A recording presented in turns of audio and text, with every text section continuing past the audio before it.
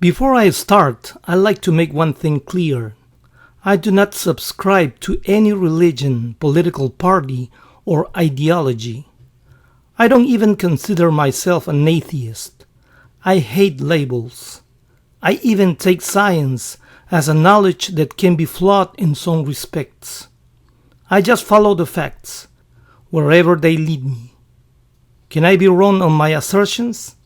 Of course. I was wrong before, and I probably will in the future. For me, it's a way to be free from any dogma. I try as much as I can to be unbiased. I sure listen to the experts on any subject, but at the end of the day, I draw my own conclusions.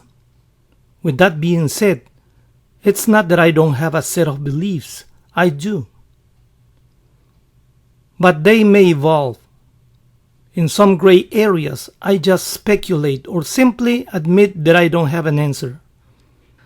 We have tons of information now, and let me tell you, it's not easy to tell the true facts from the fake ones. At the time I'm writing this, we're experiencing a worldwide phenomenon we've never experienced before. I'm talking about the pandemic. Although I live in the US, and so far I haven't known anyone living close to me who suffered, it's the opposite in my country of origin. Pretty much anyone I know there had a relative or friend who succumbed to the virus. A cousin of mine and his wife passed away recently. And unfortunately, we can see this in real time through social media. So, it's not surprising to see a huge amount of prayers on my Facebook newsfeed. They pray to all kinds of Christs and Virgin Marys. Obviously, they also pray to God. And I understand them. When they run out of options, they resort to a higher power. I myself had an experience with a family I knew back in Peru. The mother in this family was like my second mother at some point in my life. Then I found out she was at the hospital. I don't pray, but in that moment, I believed that maybe if a group of people put their minds together in unison, we may possibly influence on her recovery. She died. And then her son got infected in his quest to save his mother. He died 7 days later. He was texting us every day. One night, we just saw the dreaded black ribbon on his account. I couldn't sleep that night. I wasn't mad at anyone. It was just a reminder of how fragile our lives are. Every now and then, when I check on my newsfeed, I get a few posts from people thanking God for somebody's recovery. They're convinced their hundreds of prayers were finally answered.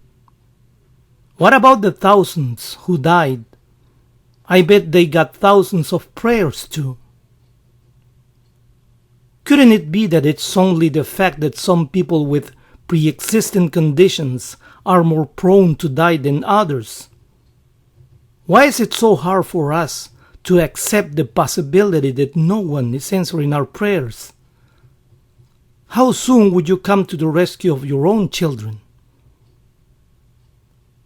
Do you need hundreds of texts for several days until you finally decide to help them?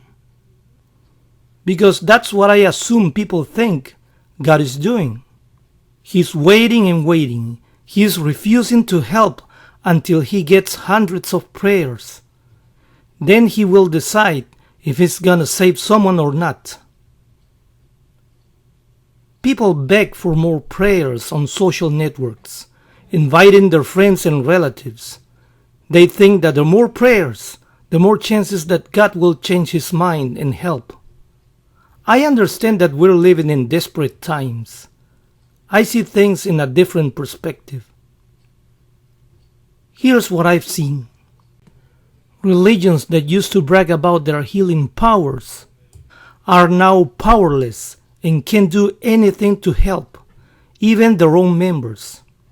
They had to close their buildings. Despite the increase in prayers, things have gotten worse instead. It's as if religions had dropped to their knees and can't do anything about it. Some people would probably say, Carlos, you don't understand. God is testing us. It's a way for us to return to the fold. I didn't know you could read God's mind. I don't know what's out there. I wish a higher power gave us a hand. It's been almost 6 months. I know for sure that humans will have to solve this, as it always has been.